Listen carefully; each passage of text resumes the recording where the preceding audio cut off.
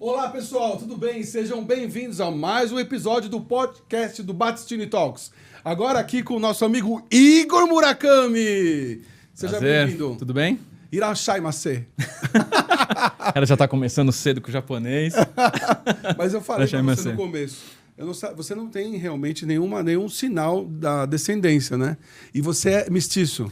Eu sou mestiço, meus avós vieram do Japão. Então, bom, típica mistura brasileira, né? Então, meus avós do lado de pai vieram do Japão, então são 100% japoneses. E os meus avós do lado de mãe são descendentes de espanhol e italiano. Meus pais nasceram aqui. Sim. E aí virou a sopa, que é a minha genética. Nós tava conversando aqui, achei você um cara incrível, meu. Obrigado. Queria que você contasse um pouquinho a história de como tudo começou. Porque você tá há quantos anos já no automobilismo? Cara, eu tô há mais de 15 anos. Passei por diversas funções. Sempre trabalhei com comércio e aí do nada eu virei para inovação. Foi um desafio muito interessante. É mesmo? Mas eu tô há mais de 15 anos. Eu trabalhei na Honda, minha carreira começou na Honda como analista financeiro de concessionárias. Então os reportes financeiros de concessionária vinham para mim, eu analisava e eu ia nas concessionárias discutir com os dealers. Comecei a fazer o mesmo trabalho na GM, só que a GM era uma escala muito maior. Você ia para São Caetano? Isso, para São Caetano. Uma reorganização toda. E aí que eu comecei a pensar um pouco diferente. Tá. Era que ano que foi? Cara, isso foi em 2000 e... Faz 10 anos, 15 anos? 2010, 2011, mais ou menos. Tá. E aí na GM eu pedi demissão. Fui fazer meu mestrado na França, na Sorbonne. Uau. Todo mundo me chamou de louco. Falou, cara, você vai sair, você tem uma carreira aqui e tal. Eu falei, se minha carreira tá boa, quando eu voltar vai ser melhor. Aí eu voltei. Você fez que... Eu sei que mestrado é mestre, mas você se especializou em quê? Cara, eu sou economista, completo. Do início ao fim. Então eu fiz uma faculdade aqui em São Paulo de economia na São Judas, aqui na Moca. Tá. Eu formei lá também. E aí eu depois até conto um pouco, foi a minha terceira faculdade, porque eu comecei com design, não gostei, aí fui para direito. E aí a minha chefe falou, cara, você tem que ser economista. Olha. E aí eu falei, quer saber? Vou. Vamos aí. Eu voltei e trabalhei como economista por 7 meses numa empresa que chama Lorene, que é uma empresa de reciclagem de metais preciosos no Brasil. E aí o meu ex-vice-presidente da GM foi contratado pela Nissan. Ele me mandou uma mensagem e falou, cara, por onde você anda? Você voltou para o Brasil? Falei, voltei, conversei com o gerente da área. Ele falou, eu preciso de alguém que reestruture toda a parte financeira dos concessionários porque tá uma bagunça. E eu fui contratado para isso. Olha, você foi para a Nissan. E aí eu fui para a Nissan. Interessante que o meu diretor na GM, quando ele me deu uma carta de recomendação para eu ir para Sorbonne, ele falou, Igor, você é um cara... Eu fiz um MBA na USP nesse intervalo. Enquanto eu estava fazendo meu MBA na USP, eu trabalhava na GM. Você estudou pouco, né? Eu falei, cara, para um economista, o que um economista tem que ter? Tem que ter um mestrado no mínimo. Tudo bem que um economista que trabalha como economista, ele tem PhD, pós-doc e afins. Mas é muito acadêmico, aí para mim já não dá. E eu fiz o MBA por quê? Porque eu queria estudar na Sorbonne. E eu falei, o que eu preciso para estudar na Sorbonne? Preciso de uma recomendação, uma carta de recomendação. A São Judas não vai me dar uma carta de recomendação que os caras da Sorbonne vão olhar e vão falar, olha, mesmo que as minhas notas eram ótimas. E o meu coordenador de curso falou, cara, eu vou te apresentar para um cara que foi o Marco Antônio Sandoval Vasconcelos, que era o head de economia da USP, e o head do MBA de economia de empresas da USP. Marquei uma entrevista com ele, fui lá, ele falou, por que você quer vir aqui? Falei, porque eu quero uma carta sua, porque eu quero aplicar para a Sorbonne no mestrado, e eu só vou entrar com uma carta sua. Você é o cara de economia aqui da USP, eu preciso disso. Ele falou, tá, vem, faz o meu MBA e eu te dou a carta. Então, no final do MBA... tirei notas boas, falei meu compromisso com ele. Falei, cara, eu vou levar o seu MBA a sério. Fiz o MBA, ele me deu a carta. Então eu juntei uma carta de aplicação da USP, chancelada, tudo pela USP, assinada por ele com uma recomendação. Sensacional. E uma carta do meu diretor, do meu diretor na época na GM, Carlos Meinert, que ele também tinha feito um mestrado. E ele falou, Igor, eu acho que você tem que fazer um mestrado, eu acho muito legal isso. Ele falou, eu acho que você nunca mais tem que voltar pro setor. Ele falou, cara, eu quero te ver num banco. Ele falou, você tem um perfil de banco, vai para um banco e tal. Eu falei, bom, ok. E eu fiquei com isso na cabeça. Então, o meu mestrado na Sorbonne, ele foi Era um mestrado em economia. 2 anos lá? Então, eu fiz 1 ano. 1 ano. E aí eu vou explicar o porquê. Mas eu fiz o primeiro ano, que era o mestrado na Sorbonne, o M1, que eles chamam. E aí, quando você vai fazer o segundo ano, você tem as opções. O segundo ano é ou um mestrado acadêmico, que daí você vai para a linha do PhD, da pesquisa, ou um MBA. Que daí é mais bem executivo. Então, eles se direcionam na Sorbonne para uma área de negócios. Uhum. Eu fui conversar com o meu diretor da Sorbonne, quando eu estava me formando, para falar o que eu faço. Nesse intervalo, tinha um outro adendo que eu tinha conhecido a minha esposa. Ela estava no Brasil, então a gente estava nesse... Eu volto, não volto, eu quero ficar com você, mas eu estou longe, mas estou fazendo mestrado. Ela me deu um ultimato, falou, olha, ou você volta, ou acabou, porque não dá para a gente ficar nessa. E eu fui conversar e contei tudo isso pro diretor da Sorbonne. Ele falou, Igor, eu vou te falar o seguinte. Meu perfil é uma média de 25, 26 anos, jovens europeus. Meu curso ele tinha 60 pessoas, uma parceria com uma universidade na China, de Shenzhen. Então, 30 eram chineses. Então, era um intercâmbio de 30 chineses. Caramba. E os outros 30 eram pessoas do mundo.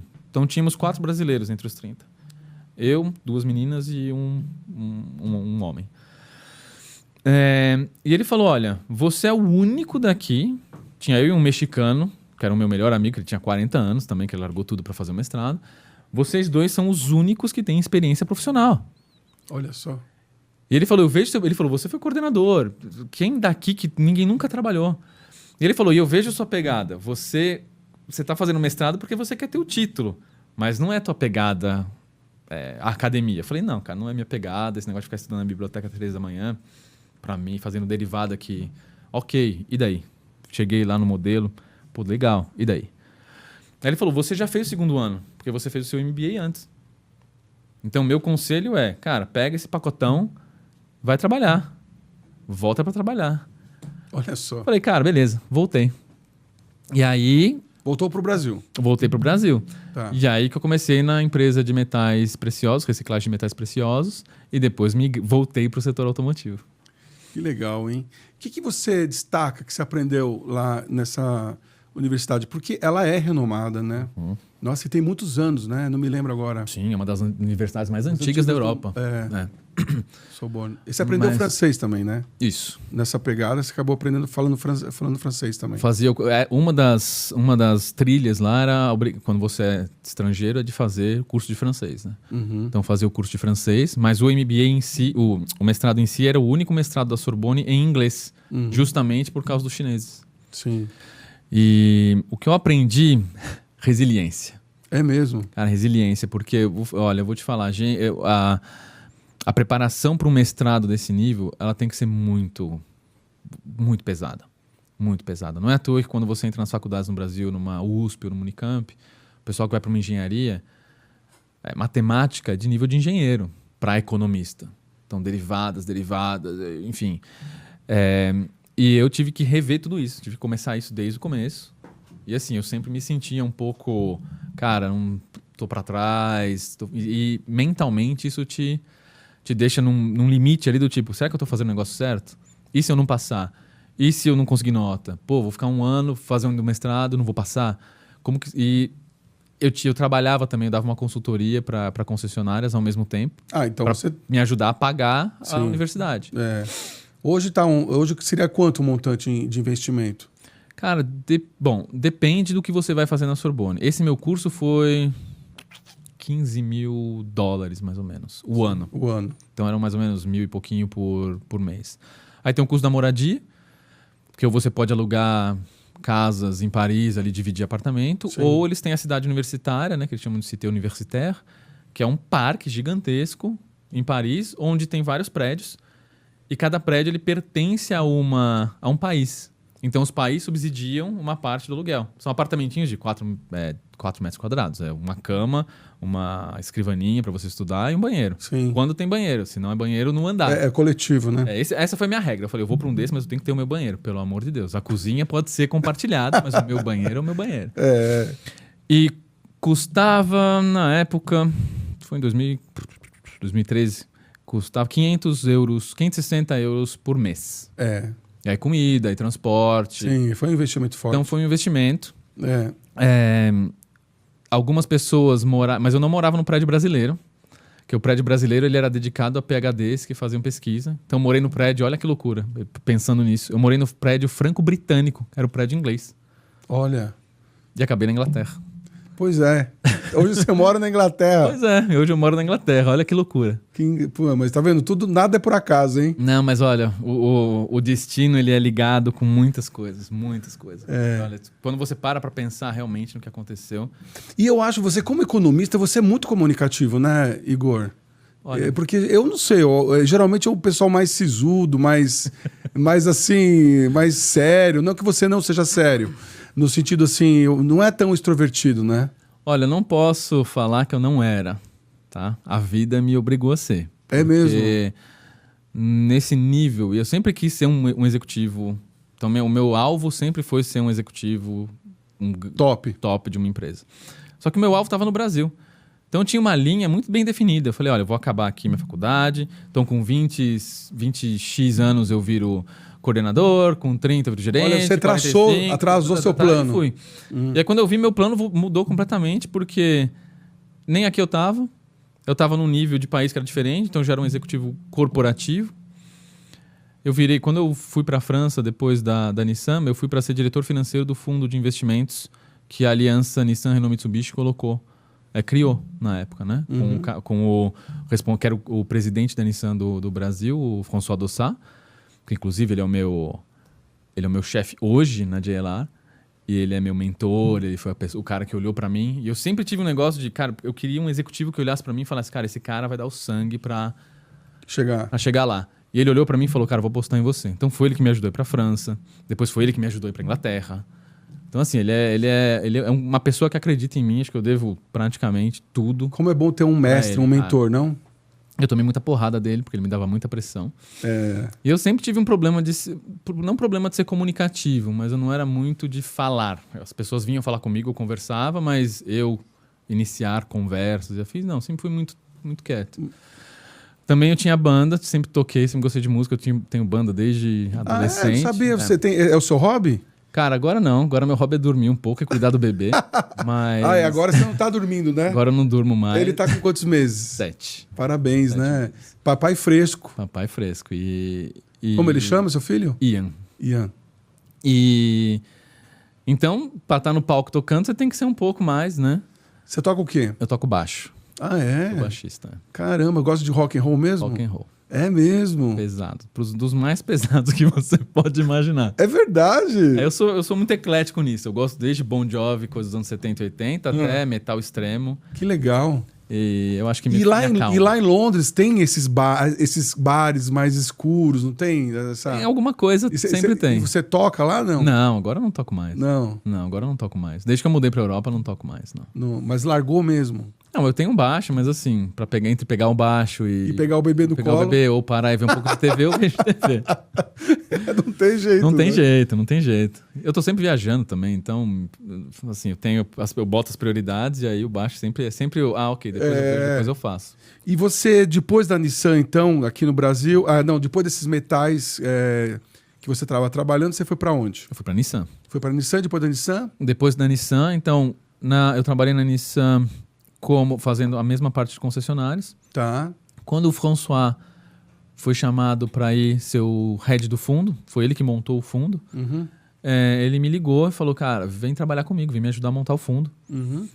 E eu ficava com toda a parte administrativa financeira do fundo. Então, toda a parte de governança, a parte de finalização dos investimentos, documentação. Eu era o diretor financeiro e controlador do fundo.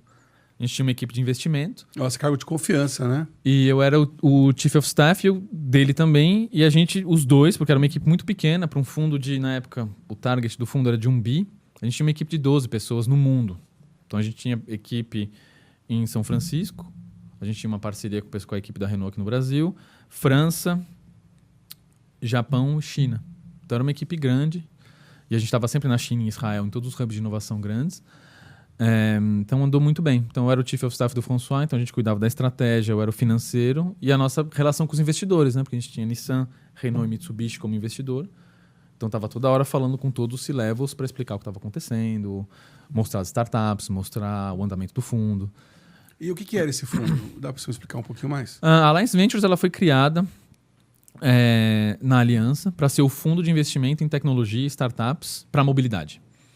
Então, eram só tecnologias de mobilidade. Então, alguma coisa de manufatura na indústria 4.0, mas eletrificação, toda a parte de bateria, isso lá atrás, né? Sim. Então, era um fundo para achar as tecnologias de startups e investir. Que na época o head da Aliança, que era o Carlos Gon, ele tinha uma visão de tipo, esse é o futuro, as startups estão ali. Aliás, ele tá solto, né? Tá no Líbano. Continua no Líbano. História incrível, que acho que todo mundo já viu Nossa, na Netflix. Deviam fazer. Na Netflix não, na Apple TV. Não vi. E ele já tinha essa visão. Saiu um filme dele? Saiu um documentário. Ah, é? Saiu um documentário. Até dele fugindo dentro da caixa lá? Não, aí tem ilustrações falando como é que é, mas a entrevista é com ele. Ele falando, ele contando o que aconteceu, ele contando porque ele fugiu. É bem legal. Precisa assistir. Bom, bem legal, né? A situação dele é triste, mas sim, é bem legal. Então ele tinha essa visão, ele falava, startup é um negócio do futuro. E ele montou esse fundo porque ele falou, olha, a gente precisa investir em startup. E aí ele convidou o François me chamou para estruturar o fundo, então a gente tinha a equipe de scouting que olhava as startups no mundo e trazia os investimentos. E a gente cuidava da parte de relação com a Nissan, eu era o controlador, então as despesas, tudo eu cuidava. Eu era o administrativo, financeiro, sim, RH, entendi. tudo do fundo era só eu. Caramba, então, uma puta experiência. Não, foi bem legal, foi bem legal. A gente, no primeiro ano, a gente investiu em 12 startups, 4 viraram unicórnio. Olha. E a gente teve um retorno aí de mais de 4 vezes em 2 anos. Foi aí que o bichinho da inovação te picou?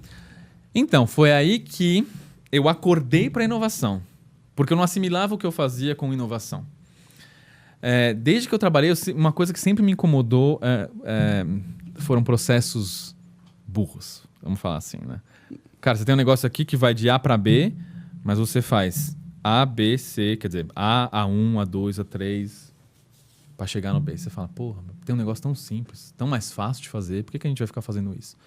E desde que eu comecei a trabalhar, eu sempre critiquei muito os processos. Falava, por que a gente está fazendo desse jeito se assim é mais fácil?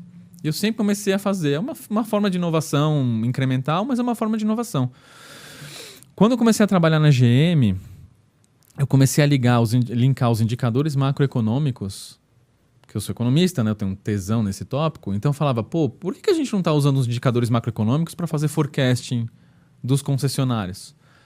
Eu comecei a criar vários relatórios diferentes e apresentar para o board, eles começaram a gostar, então comecei a fazer muita coisa diferente. Olha só. Outra coisa que caiu no meu colo e eu não fazia a menor ideia de como fazer era a parte de TI, de marketing e vendas da GM. Eu era o ponto focal com Detroit, então a gente fez um monte de implementação do sistema. Na Honda, quando eu entrei na Honda, a gente fazia as análises todas em Excel e eu que fiz a implementação do BI para a gente receber os relatórios direto, por sistema, fazer as análises. Então sempre tive um pezinho ali, mas eu nunca parei para falar, estou inovando, que legal, porque não associava. Foi uma coisa... Acho que nem existia esse nome na época. Isso, eu acho que ninguém falava de inovação desse jeito. Não. E aí, quando eu fui para o fundo, que o François veio aqui e me convidou, um pouco antes dele ir, quando ele pediu demissão da Nissan, ele falou, Igor, eu vou ser um head de um fundo de inovação. O que você acha disso? E eu parei para pensar um pouco, eu falei, cara... A inovação vai mudar. Nossa, ele que criou esse cargo. Inovação vai mudar o mundo, é isso que você tem que fazer. Isso é muito legal, você vai ver tecnologia, é legal, tem que fazer. E aí ele me convidou para isso. Foi aí que eu entrei no mundo das startups. Que a gente começou a ver startup, fazer pitch, eu olhava para o pessoal e falava, cara, esse pessoal pensa muito fora da caixa. Esse pessoal, cara, eu tenho que estar nisso. Quando você começa a ver pitch de startup, você começa a se diagnosticar. Fala, cara, será que eu sou tão disruptivo quanto eu penso? Olha. Será que eu sou tão... será que eu me desafio tanto? Porque o cara da startup, o startupeiro ali, o cara que teve uma ideia, montou uma equipezinha, investiu dinheiro, pediu dinheiro para a mãe, para o pai, e está no mercado brigando, ao mesmo tempo que está construindo um produto que ele acredita, ele está procurando dinheiro para crescer, cara, esse cara é um avião. O cara faz tudo que ele tem que fazer. Esse cara, ele é inquebrável. Tudo bem, ele quebra algumas vezes, né? As startups quebram. Mas esse cara tá ali, ó. E aí você fala, como é que esse cara tem esse gás e eu não tenho? Olha só. E as ideias, né? Você vê as ideias, você fala, cara, nunca vou pensar nisso. E hoje eu tenho uma tese. Eu acho que tudo que você imaginar tem alguém pensando nisso. Tudo. Eu também acredito. Eu acho que vai pro universo. Eu acho que... Eu acho que tem uma mente, sei lá, você entende? Eu acho que Se você... Não, eu acho que... Cara, tem tanta coisa acontecendo hoje no mundo que a gente não sabe. E tem tanta gente boa, tanta ideia boa. E eu vou falar de Brasil, porque eu acho que o Brasil tem muita gente boa. Puta que pariu. O Brasil tem muita gente boa. Desculpa, eu não posso falar palavrão. Não, mas... Cara, tem muita gente boa. A gente põe um pi, mas é bom ouvir, sabia? Cara, o brasileiro é demais. O brasileiro é demais. Você bota o brasileiro pra fazer alguma coisa, o brasileiro vai. O brasileiro vai, até o fim, ele vai. E a gente vai com bom humor. O que não acontece fora. Fora, todo mundo tá sempre de mau humor. Porque tá todo mundo meio que estagnado. O brasileiro, ele vai. O brasileiro tem garra. Não é a impressão que me dá, sabia? Olhando pros estrangeiros assim. Porque parece que as coisas funcionam. Então, mas funcionam por quê? Se a gente pegar a história, a curva de desenvolvimento A gente é um país subdesenvolvido, em desenvolvimento, vamos colocar assim, né? Porque a gente vai, sobe e desce, né? Cara, esses caras, um cara um europeu, um francês, um espanhol, sei lá, que tá fazendo um mestrado com 25 anos e nunca trabalhou. Cara, você pega um brasileiro que trabalha desde os 16 anos e estuda trabalha de manhã para pagar a faculdade à noite, o cara chega às 7 horas, cansado. Cara, esse cara sabe o que ele tá fazendo. Esse cara tá brigando. Então eu acho que o desenvolvimento europeu, claro, aí você tem acesso, né, a investimento, tecnologia, educação é muito melhor. Então você tem mais tempo livre. O brasileiro não, ele tá sempre pedalando ali, mas nunca desiste. Nunca desiste. Então, cada vez que eu venho para cá, eu faço visitas e dou voltas e vejo o Hub de Inovação e falo com as pessoas. Cara, tem muita coisa boa no Brasil. Muita coisa boa. O brasileiro, ele consegue fazer. O brasileiro não dominou o mundo ainda. Tem aquela frase, né, os memes na internet. O brasileiro superou a NASA, ou o brasileiro vai dominar o mundo, e o cara faz... Não, o brasileiro tem que ser estudado pela NASA. Tal. Cara, tem um motivo para isso. Porque o cara tira ideias do nada e faz o negócio funcionar porque ele quer que o negócio funcione. Então, cara, o brasileiro consegue fazer, mas a gente tem uma síndrome. Que é a síndrome do... Como é que a gente falou agora há pouco? Do cão. Do cão, do segundo nível. Sim. É a segunda divisão. Sim. O brasileiro está sempre correndo atrás. Sim. Então, a gente tem que parar um pouco disso e ter um pouco de orgulho. Eu acho que o brasileiro está muito focado no que acontece fora, esquecendo que a gente pode chegar lá. E dá muito orgulho de saber que hoje você, como brasileiro, é diretor global de inovação, né? e pesquisa e serviços da Land Rover Jaguar. Viu? Parabéns. Obrigado. Dá orgulho. Obrigado. Desde que a gente começou a fazer a comunicação do livro, eu tenho ouvido muito isso. E eu fico muito feliz. Eu realmente acredito que... Hoje você lidera quantos países? Cara, é global, né? Então, todas as ações de inovação... Não, mas assim, que a Land Rover Jaguar está em todos os países. Em todos os países, né? Então... Alguns países só tem a empresa de vendas, né? Mas o que faz a venda de carro, então a inovação ela vai acontecer na China, acontece muito nos Estados Unidos, que eu faço pesquisa lá. Agora a gente montou um hub em Israel para ter acesso ao que está acontecendo. E aí a gente identifica no mundo quem tem as ideias, que é uma maneira de começar a inovação, né? De acelerar a inovação. É pegar os quick wins ali, os ganhos rápidos que você tem para fazer um pouco de marketing sobre a inovação e fazer o negócio crescer. Mas eu cuido do global. Então você acha que o brasileiro, você olhando agora com essa visão global, é o mais criativo? Cara, é. Olha, é o mais resiliente. Porque, claro, você tem criatividade em todo lugar, mas o brasileiro, além de ser criativo, ele é resiliente. O brasileiro tá uma porrada e o brasileiro vai. E o brasileiro faz. Eu estava 2 semanas atrás em Nova York, num evento da Fast Company, da revista Fast Company, que todo ano eles têm as 50 empresas mais inovadoras do mundo. Então a gente investiu numa empresa que chama Gen Phoenix, pela GLR, que eu sou head do fundo de investimento também. Você acumula funções? É porque está embaixo de inovação, né? Então, embaixo de inovação, eu tenho a equipe de inovação, tenho a inovação aberta, tenho um fundo de investimento, nosso fundo de investimento em startup, e tenho um acelerador, um incubador e um acelerador. E a gente investiu nessa empresa que chama Gen Phoenix. Eles fazem couro sintético e reciclagem de couro. Ganharam um prêmio no CES, que é a maior feira de inovação do mundo, como melhor empresa. Eles trabalham hoje com Dr. Martin, com Coach, fornecendo couro para bolsas, com várias companhias aéreas. Então, assim, eles estão crescendo muito e tudo em couro sintético relacionado à sustentabilidade. Eles foram eleitos uma das 50 melhores empresas mais inovadoras do ano pela revista e me convidaram para ir no jantar de gala. Eu fui como investidor. Aí tinha um painel com as 50 empresas mais inovadoras. Eu parei para olhar. Número 1, NVIDIA. Pô, NVIDIA é uma das empresas... Não sei, eles estão brigando ali entre Elon Musk, Tesla, enfim, mas O Jensen, CEO, saiu a notícia que ele ganhou semana passada 74 bi em um dia. A NVIDIA foi a primeira empresa a virar trilhão. Caramba. Empresa de tecnologia. O cara lavava prato nos Estados Unidos e ele criou esse negócio do nada. Essa era a empresa número 1. Cara, a Nubank brasileira tava entre as 50. Olha só. Quando eu bati o olho, eu falei, cara, porra. Falei pra todo mundo que tava lá, tá vendo isso aqui? Isso aqui é brasileiro, hein? Olha que legal. Que legal. E, cara, acontece. E você é entusiasta do Brasil, né? Falando aí fora. Cara, eu sou. Eu sou porque, cara, eu vim daqui, eu acho que um dia eu tenho que voltar e ajudar o país. Mas o brasileiro tem muita coisa pra oferecer, cara. O brasileiro tem muita coisa pra oferecer. O Brasil é muito bom. O Brasil é muito bom. Eu queria saber de você quais são os principais desafios e as tendências que você vê para a Land Rover e Jaguar observando esse setor automobilístico. Olha, eu acho que não só para Jaguar, mas no setor em automotivo, geral. Né? Porque os desafios são os mesmos para as empresas que a gente chama de empresas de legado, né? De legacy, são empresas muito antigas. GM, Ford, Jaguar Land Rover, que a gente tem um passivo que é de muito tempo, passivo industrial que é de muito tempo. Que precisa de uma transformação muito grande. Então, se a gente fala de eletrificação hoje, sim, a gente transformar tudo que a gente tem de ativo, você imagina, a gente fez carro mais de 150 anos, todo mundo. Carro a gasolina, carro a combustão. E aí, do nada, toda a maneira como você carrega o carro muda.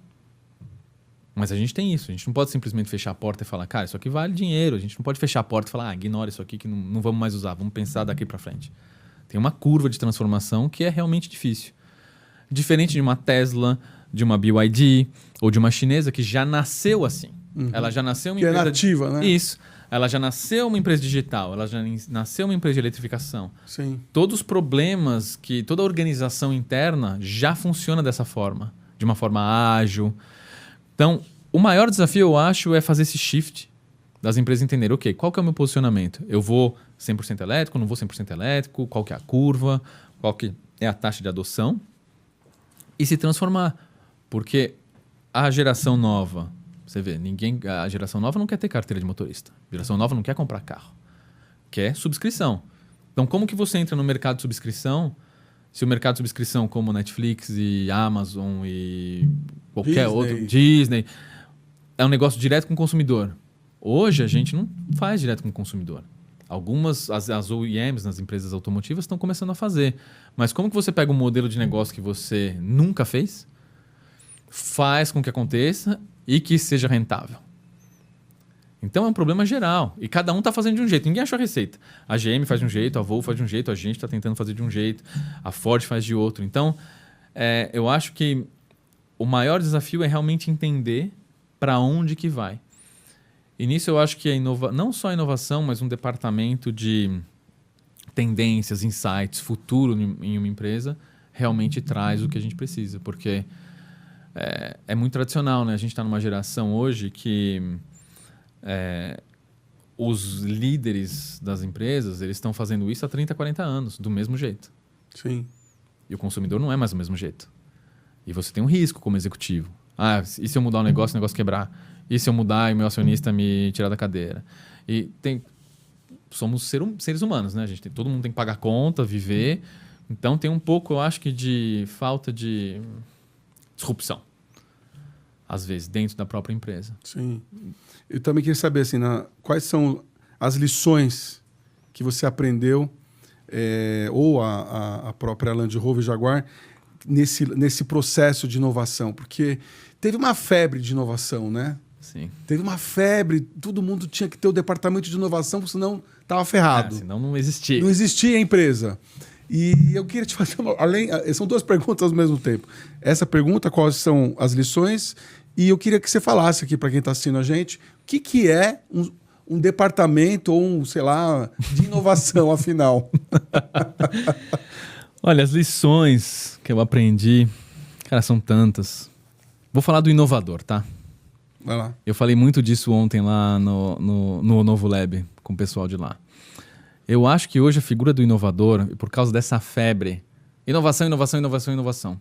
Mas um dos motivos que eu escrevi o livro vem disso. Nós vamos ficar... Todas as vezes que eu fui fazer alguma palestra em São Francisco, ou em qualquer lugar que eu tô no palco, que eu falo que a gente fez, sempre que eu desço, vem alguém e me pergunta, cara, que legal, como você fez isso? Eu falo, pô, mas como assim, como você fez isso? Não, é porque eu falo, me explica um pouco o que acontece na sua vida. Aí o cara fala, o cara meio chateado assim, sempre fala, pô, então, eu sou o cara de inovação. E então eu recebi um budget ali, eu tenho meu departamentinho ali, eu faço algumas coisas, mas ninguém me leva a sério. Porque o cara tá fora do core business.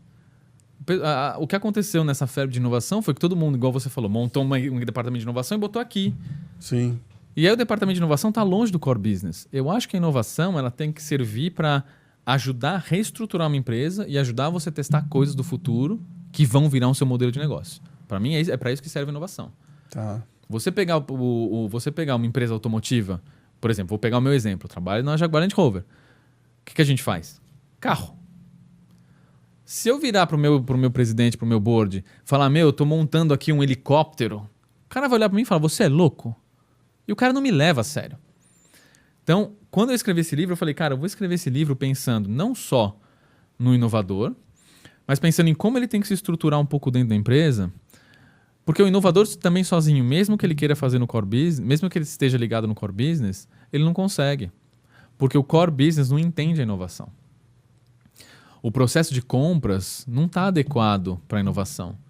Os contratos que uma empresa grande, uma Coca-Cola, negocia com o Banco Itaú, não é o mesmo contrato que uma Coca-Cola vai negociar com uma startup.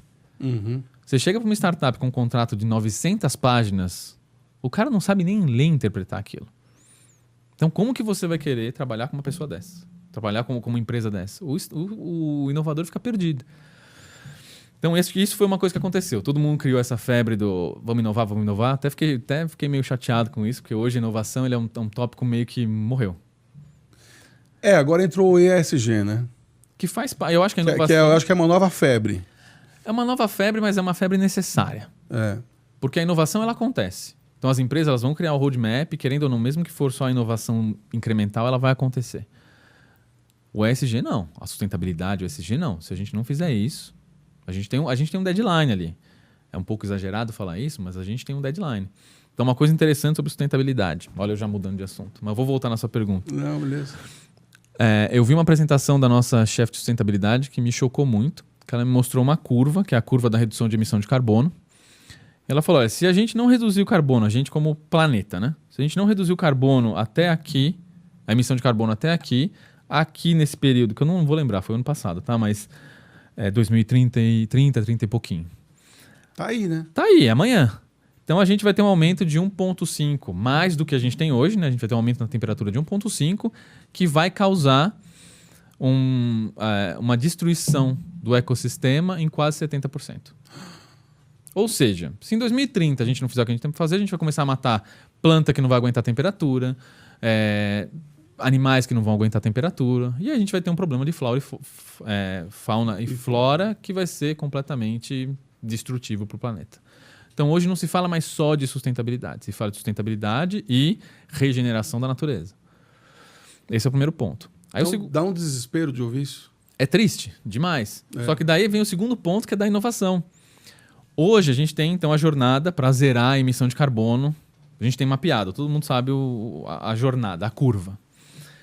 Essa curva só tem tecnologia para entregar 50% dessa curva. Os outros 50% não tem tecnologia para fazer. Ou seja, vai ter que inovar, vai ter que criar tecnologia nova para que a gente consiga chegar nesse target. Uhum. Então você pensa, por exemplo, hoje, não é só carbono. Não é só parar de emitir carbono.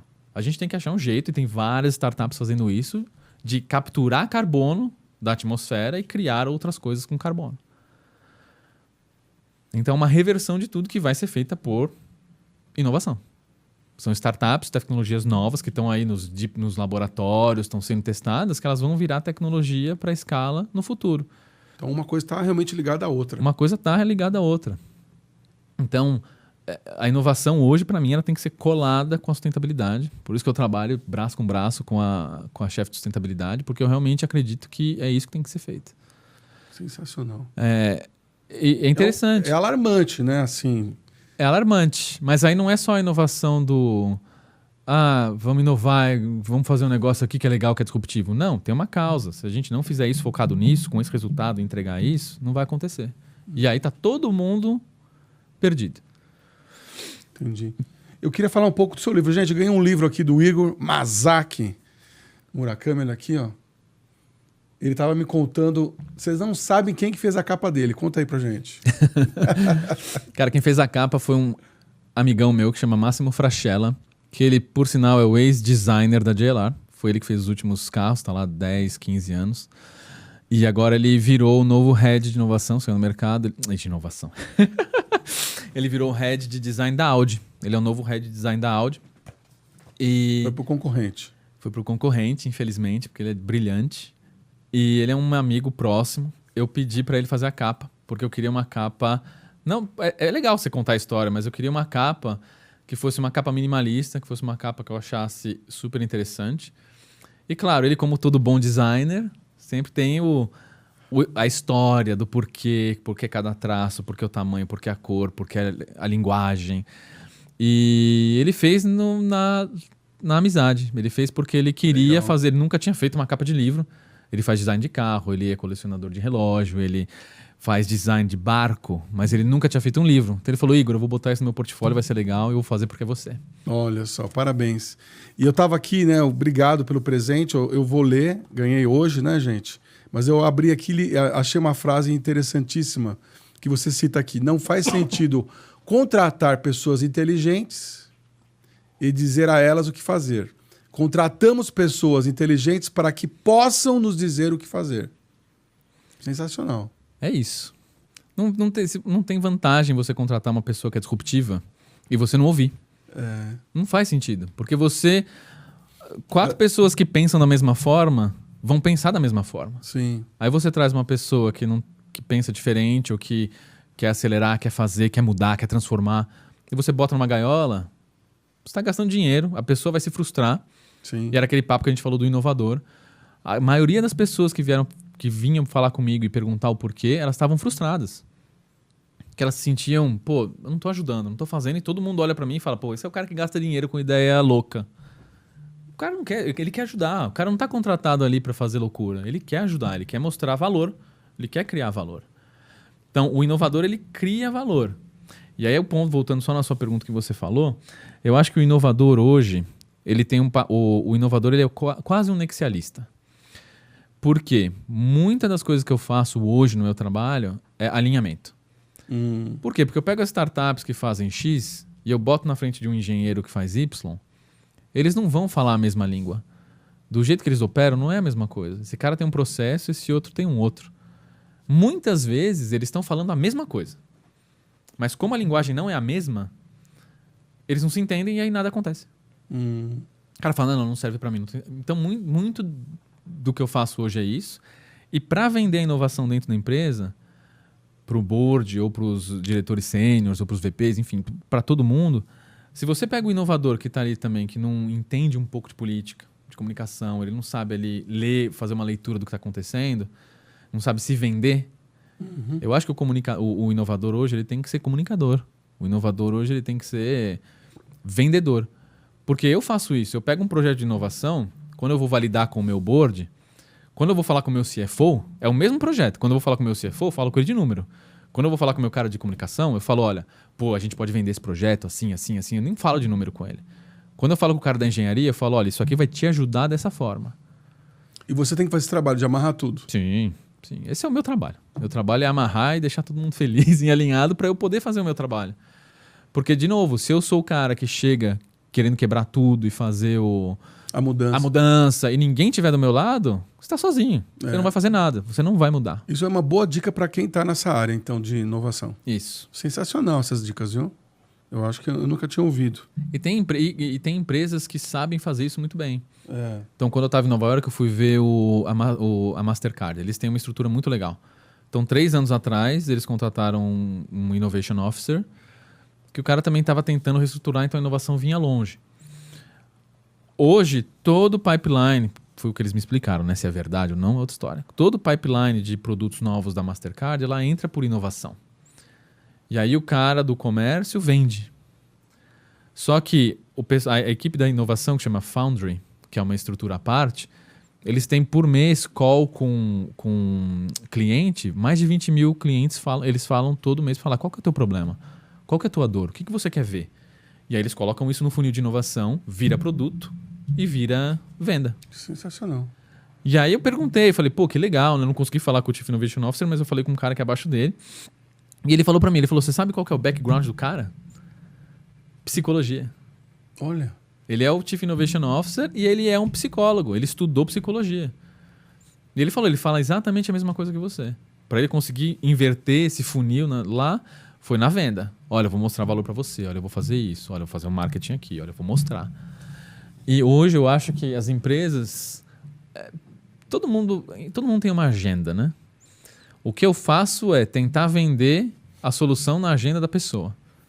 Então, meu CFO, o que ele quer? Ele quer número. Ele quer, Igor, quanto que você vai me reduzir aqui? Então, eu falo, olha, eu fiz esse investimento, já deu um retorno de 2,3, 5 vezes o que você... Então, eu tô tranquilo, tá? Você não briga comigo, não me corta nada. Aí eu vou para a pessoa da engenharia, falo, pô, essa startup resolve tua dor, eu vou te ajudar a resolver, vou te ajudar com a startup. E vou reduzir custos. Então, aí você tem que fazer Por isso que eu fico muito feliz de ser economista.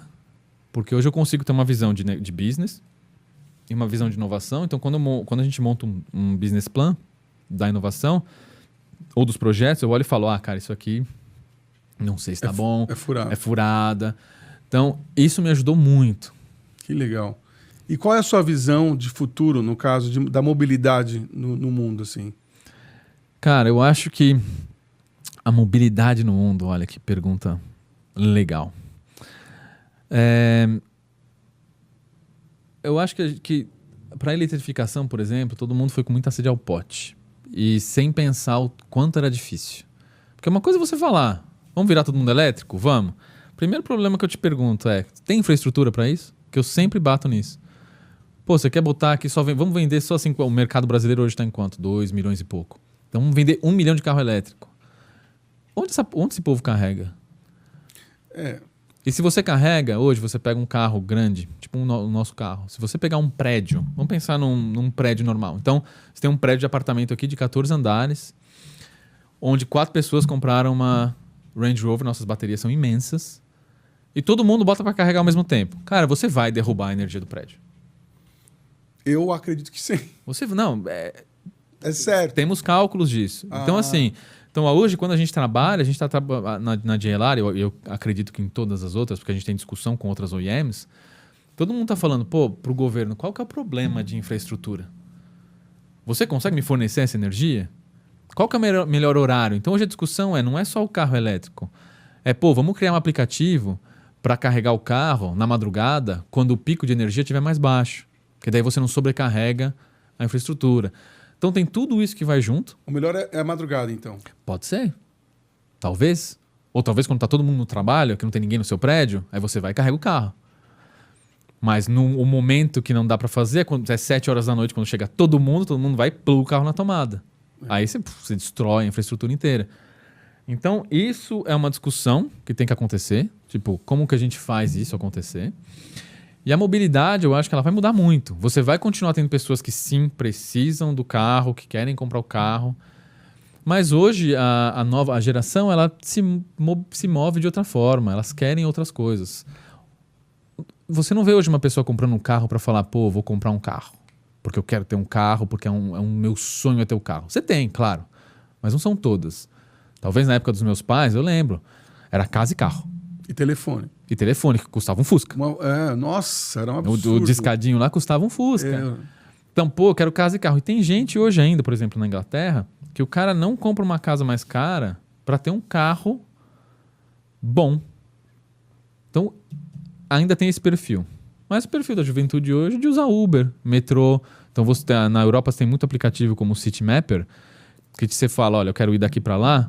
Aí ele te cria, você vai pegar um táxi daqui para cá, aí depois você pega uma moto, depois você anda mais 300 metros a pé. E tá tudo bem. Então, eu acho que a mobilidade ela vai se adaptar para as novas gerações. Eu acho que realmente comprar um carro é uma coisa que vai cair. Acho que vão ter subscrições e aluguéis de carro para Uber, você é motorista de Uber para utilização como trabalho, mas a mobilidade ela vai mudar muito, os ônibus vai mudar, metrô tem que ter uma expansão de metrô, principalmente se a gente for falar de sustentabilidade, né? Uhum. Interessante. Igor, eu vou te fazer algumas perguntas aqui. Pode fazer. A gente já está quase encerrando. Eu queria que você falasse a respeito. O que você aprendeu dos seus pais? Cara, dos meus pais, tudo. Tudo. Tudo. Eu perdi minha mãe tem 7 meses. Perdi ela 2 semanas antes. Meus sentimentos. E foi muito triste. Minha mãe era minha melhor amiga. Eu falava com ela todo dia, tudo que eu ia fazer. Mãe, por que você acha disso? Tal? Então ela sempre, eu sempre, todo dia eu penso nela. Mas ela me deixou muita coisa boa. Ela sempre me apoiou. Como ela chamava? Silvana. Ela morava aqui no Brasil? Sim, morava no Brasil, na Moca. Ela sempre me apoiou. Então, eu lembro quando eu mudei pro Japão com 18 anos. Te contei no telefone. Sim. E eu lembro que eu tomei a decisão, falei, não posso ficar aqui, vou fazer alguma coisa.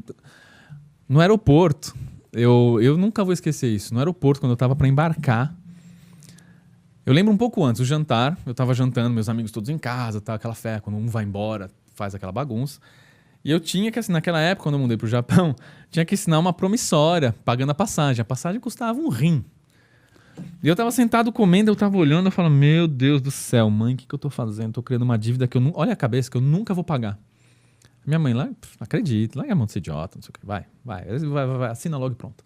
Quando eu cheguei no aeroporto, eu não sou um cara que chora, não sou um cara sentimental, não sou assim. Quando chegou no aeroporto que eu ia embarcar, eu parecia uma criança de medo. Falava, meu Deus do céu, o que eu tô fazendo, mãe? Mãe, pelo amor de Deus. E chorando, mas eu não vou conseguir. E ela falou pra mim assim, ela falou, claro que vai. Tudo que você fez até agora você conseguiu. Você acha que morar no Japão você não vai conseguir? Vai. Então, para de bobagem e tchau. Olha só. Então, cara, sempre nisso. Dando força. Dando força. Ela sempre foi muito batalhadora. Nunca... Então, assim, esse negócio de desistir pra ela não existia. E eu sempre tomei isso comigo. Mas ela continua com você? Claro, sim, todo dia. Eu, penso nela todo dia, ela tá comigo. Eu sempre volto nesse tipo de pensamento com ela. Sim. E meu pai, ele é o típico japonês, né? Ele é o japonês que não... Ele que é o japonês? Ele que é o japonês. Então sim. Ele é o japonês duro, que não tem, sabe, não é muito sentimental e tá ali, o coração tá no lugar certo, eu sei que ele me ama e tudo mais. É meu pai, né? Tem orgulho de mim, mas é o japonês. Tá ali, ó, batendo.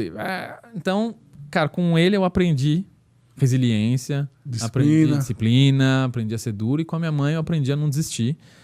E eu aprendi a sempre ter um pensamento positivo. Minha mãe ela teve uma doença muito ruim, muito dolorosa quando um pouco antes de partir. E, cara, você nunca via ela reclamando. Olha só. Nunca. Ela sempre tava, puta, tá bem? Não, tô me sentindo um pouco melhor, tal. E você via que não era assim. Então, cara, hoje eu penso nisso. Eu falo, puta, eu nunca ouvi ela reclamar. Nunca. Eu refleti nisso nesses dias. Repensando, né? Ela nunca reclamou pra mim. Ela nunca falou, puta, Igor, eu tô cansada. Nunca ouvi minha mãe falar que ela tava cansada. Então eu sempre volto nisso, sempre falo, porra... Que leoa, hein? Como pode, né? Mas é isso, foi isso que eu aprendi com eles. Sensacional. O que você pensa sobre casamento? Cara, eu acho que casamento tem que ser uma parceria. Quando eu vejo hoje muita gente que casa e reclama e tem problema e tem briga, claro, todo casamento tem. Mas eu acho que o casamento ele tem que ser mais positivo do que negativo. Tem que ser uma parceria. Se as pessoas se colocaram à disposição de ficar no mesmo teto, dividir as coisas e crescer junto, é isso. É um apoiando o outro. Sim. Então, para mim, o casamento é isso. É uma parceria que tem que acontecer, tem seus altos e baixos, você tá ali sempre, mas é uma parceria. Senão não funciona. Como qualquer outra parceria.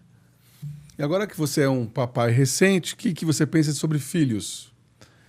Não vai falar que você quer voltar a dormir, mas... Não. Eu acho que o filho, e ele já me ensina muita coisa, porque eu me vejo nele. Eu sou cabeça dura, eu sou bravo, eu sou chato, cara. E eu olho nele assim, às vezes ele tá fazendo aquilo, eu olho e falo, puta, sou eu. A cara é igual, eu falo, sou eu, não tem jeito, em miniatura. Até brinco com a minha esposa quando ela fala alguma coisa. Ele tá assim, ele tá bravo, ele tá não sei o que, ele quer um negócio na hora, senão ele grita. Eu falei, é culpa sua genética. Não é minha. Então ele me ensinou a primeiro olhar. Eu não tive aquele choque de... nasceu um filho, meu mundo mudou. Para mim eu adicionei uma responsabilidade. Falei, eu tenho uma vida, tenho que cuidar. E eu pensei nisso na semana passada. Acho que eu até comentei com a minha esposa. Falei, já percebeu que a gente conseguiu manter ele vivo 7 meses? Que isso? Ele não faz nada. Se você deixar ele ali, deita e fica ali. Então, e morre. Se você não der comida, ele morre. Se não der banho, ele não toma banho. É sensacional. Então, ele me ensinou a pensar de outra forma. Você tem que botar um valor nisso e você também, o que você faz para educar ele. Eu me preocupo muito com isso. Esse papo de sustentabilidade que a gente falou. Sim. Eu cresci... Cara, eu nasci em 85, né? Eu tenho 38 anos. Não sou tão velho assim. Não mesmo. Mas hoje, se você me perguntar... Ele vai para a faculdade? Faço a menor ideia. Talvez em 18 anos não exista faculdade. E no que eu vou ajudar ele? Como que eu vou direcionar? Então eu penso muito nisso. Ele me ensina a pensar no próximo passo. O que eu tenho que fazer? Você como um jovem executivo grandioso, né? Onde você está hoje, onde você chegou, Igor, o que você pensa hoje da sociedade atual? Pode falar... Global? Porque você está mais fora do Brasil do que outra coisa, né? Dentro, né? O Brasil você olha mais... né, você... Olha um Instagram, um jornal, um UOL, Estadão, Folha... Cara, a sociedade... Pergunta boa, cara. Eu acho que hoje a sociedade está muito centralizada... As pessoas estão centralizadas nelas mesmas. Elas estão muito, tipo, olha, eu quero... Eu acho que o Instagram, o Facebook na época, ou as mídias sociais, elas abriram um caminho muito bom, que é para as pessoas olharem, se espelharem e falarem, pô, tem alguma coisa legal, mas também elas criaram um negócio muito ruim, que é a sua comparação com a vida dos outros. Sim. E aí isso gera uma depressão, uma infelicidade em algumas pessoas. Então eu acho que hoje a sociedade ela está se baseando muito no que está acontecendo. Nos Estados Unidos, o rapper ou o youtuber que ganhou 1 bilhão fazendo não sei o que lá, e aí todo mundo olha aquilo e acha que é fácil fazer. Eu acho que está um pouco superficial. Eu acho que tem que voltar um pouco para falar, pô, peraí, o que realmente está acontecendo? Quais são os tópicos pesados? Porque hoje eu também acho que a gente meio que olha só pra gente. E é sempre bom você dar uma olhada no ao redor. Você vê o caso do Rio Grande do Sul, é o exemplo claro disso. Pô, todo mundo... Eu conheço muita gente que se mobilizou que não tinha nada a ver. Ninguém precisava se mobilizar. Você podia falar, não, olha, o problema é meu. Então, quando o problema não é meu. Mas muita gente se mobilizou lá fora. Muita gente comentando sobre isso. Perguntando pra mim, cara, o que aconteceu lá? Como que pode e tal? Mas eu acho que a sociedade, ela tá chegou a repercutir lá em Londres Repercutiu. Na empresa. Na empresa. O pessoal vai falar, quando você tem parente lá, você tem família, eu falava, não, tá tudo bem. Mas eu acho que a sociedade, ela tá hoje um pouco superficial e achando que tudo é fácil. Quando você vê um cara que se deu muito bem, você não sabe o caminho dele. Exato. E você acha que é só, é aquilo, vou replicar. Só que só quem passou sabe. Exato. Só quem quebrou cabeça sabe. E eu acho que tá faltando um pouco dessa sensibilidade para analisar e falar, pô, eu não vou chegar de A para B. Eu acho que a geração de hoje pensa muito nisso. Eu lembro a última palestra que eu fiz na faculdade, na São Judas. Eu perguntei pro pessoal, falei, quanto que vocês têm que ganhar de salário saindo da faculdade? Boa pergunta. E um cara levantou a mão para mim e falou 10 mil reais. Isso já tem alguns anos, tá? Ó, com 10 mil reais era realmente, falei, um salário alto. Eu falei, por quê?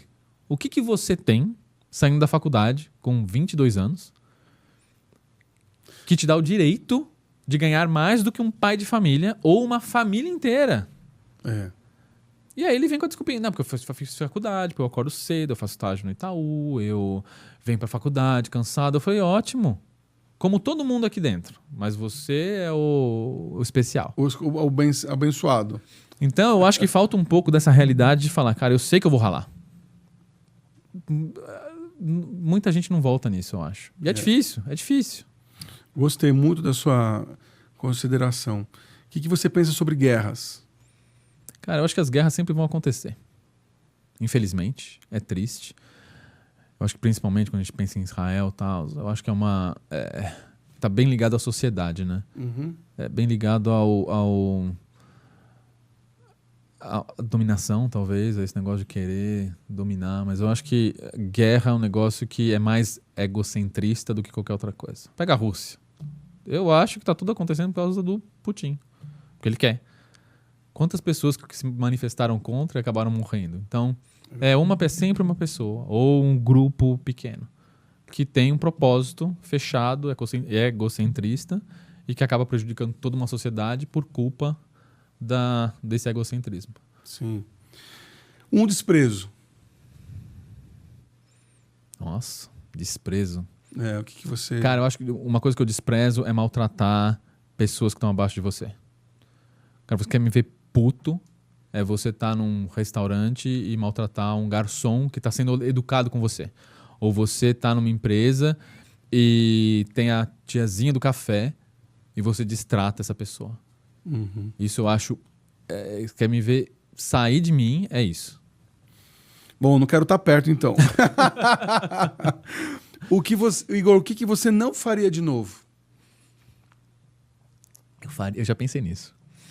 Eu faria tudo de novo. Você faria tudo de novo? Tudo de novo. Talvez o que eu não fizesse... Não, faria tudo de novo. Não vou falar. Porque Agora fala. Você não, começou... eu pensei. Talvez o que eu não fizesse seria ter entrado na faculdade de design, depois ter ido de direito. Talvez eu tivesse tomado um pouco mais de tempo para entender. Ah, tá. Mas nenhuma experiência que eu tive, nem na faculdade de design e nem no direito, que acabou me levando para economia, foi ruim. Porque eu aprendi muita coisa. Eu fiz estágio na JuSesp, eu fiz estágio em escritório de advocacia, que foi isso que me mostrou o que eu deveria fazer depois. Então, se eu falar uma coisa que você não faria, eu faria igual. Legal. Tomava as mesmas porradas, batia a mesma cabeça, igualzinho. Legal. E o que você diria a você mesmo se você se encontrasse aos 20 anos? Porque agora você está com 38, né? É. Então vamos colocar 20 anos. Olha, eu ia falar, acredita, hein? Acredita porque vai. Acredita que você vai estar lá. Acredita que você vai estar lá. Eu falaria também, nunca se contente com o que você vai conseguir. Tem sempre mais para conseguir. Isso foi uma reflexão, até filosofia, né? Não vou filosofar muito, a gente está quase sem tempo. Não. Mas quando eu tinha um plano, eu sou um cara de planos traçados. E quando não acontece, eu fico frustrado. Nesse ponto, sou muito chato. Sou até mimado nesse ponto, porque fico emputecido. Mas eu percebo que você é muito de planejamento. Ah, total. Incrível. Total. Não faço nada sem planejar, sem montar estratégia de como fazer. Nada. E quando eu montei o meu cronograma de vida, que eu falei, não, com 25 eu vou ser coordenador, com 30 eu vou ser gerente, com 35 eu vou ser... E aí eu viro VP com 50, me aposento com 60. Não, viro VP com... Eu não lembro do timeline, com 50, 55 eu viro presidente, e aí 60 eu me aposento, eu tô bem. Olha que vai acontecer, hein? Torcemos pra isso, né? Bater na madeira, vai que vai, eu tô fazendo esforço pra isso. Quando eu virei CFO, no fundo, que daí eu já tinha um cargo de diretor financeiro, e aí eu fui para a transformação depois da Renault, eu fiz outras coisas na Renault, montei um ecossistema, tudo. E eu me comparava, quando eu tinha essa timeline, eu tinha essa timeline no Brasil, que é uma operação. Era essa visão que eu tinha, por isso que eu falo que todo mundo tem que viajar e tem que entender um pouco do mundo corporativo realmente. Quando você fala um CFO Brasil, um CEO Brasil... Ele ainda tem um cara, provavelmente ele vai ter um cara da região, ele vai ter um cara do board, ele vai ter o presidente. Uhum. Então ele tá ele tá longe ainda. Então eu tinha essa timeline aqui. Quando eu virei um diretor, que eu sabia que se eu comparasse com o nível Brasil, eu já tinha um nível bom muito antes do que aconteceu, eu me perdi um pouco. Eu falei, e agora? Cheguei 10 anos antes. Onde você queria. E o que eu faço agora? E me perdi um pouco. E aí eu tive que repensar e falar, não, peraí, qual que é a meta agora que eu quero fazer? Porque eu tenho que ter um drive, eu tenho que acordar e falar, não, eu vou fazer isso. E é por isso que eu tô fazendo isso que vai me fazer chegar. E eu fiquei pensando muito nisso. Então, hoje eu falo, não, tudo bem, ok, entendi. Mas para você ver como os planos mudam, eu era muito focado nesse negócio e não mudava. É isso.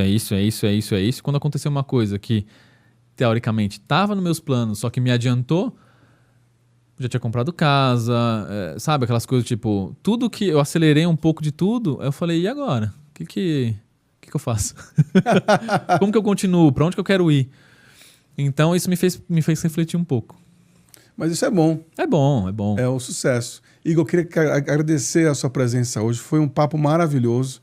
Queria te dar um presente. A gente tem o nosso patrocinador, que é a Le Creuset, para você levar para você e para sua esposa. Obrigado. Tá? Cara, prazerzão estar aqui. Obrigado pelo convite. Obrigado. Foi incrível. E que você continue falando mais ainda bem do Brasil lá fora e volte logo. O Brasil precisa de pessoas e valores como você. Eu tenho nos meus planos, eu divido isso com todo mundo, que o pessoal me chama de louco um pouco. Fala, pô, você tá lá. Só quem saiu sabe que não são só flores, é bem o contrário. Eu sei.